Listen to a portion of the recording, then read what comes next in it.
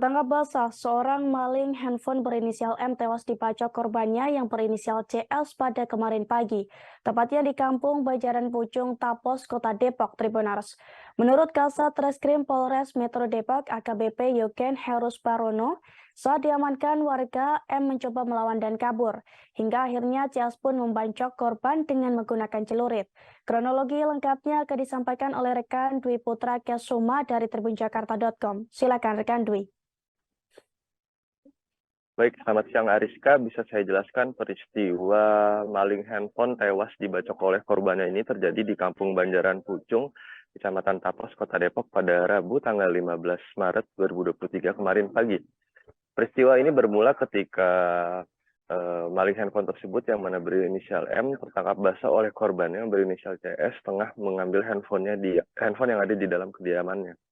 Kemudian M pun diamankan oleh CS dan juga warga sekitar.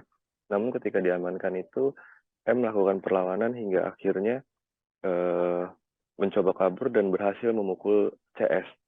Di situ CS yang telah menyiapkan celurit dari dalam rumahnya pun langsung menyabetkan senjata tajam tersebut ke bagian punggungnya hingga tepat mengenai dan menyebabkan atau meninggalkan luka di bagian punggung.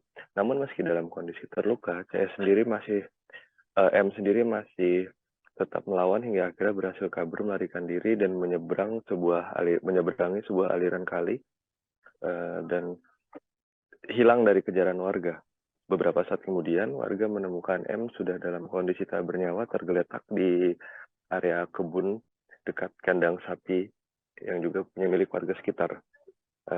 Saat ini kasusnya sendiri ditangani oleh pihak kepolisian. Kasat Reskrim Polres Metro Depok AKBP Yogen Herus Barono mengatakan bahwa pihaknya akan melakukan gelar perkara dan juga melibatkan ahli untuk menetapkan apakah CS bersalah telah menyebabkan M meninggal dunia, namun di balik itu juga didapati fakta bahwa CS membela diri karena handphonenya diambil dan juga ia pun diserang oleh M.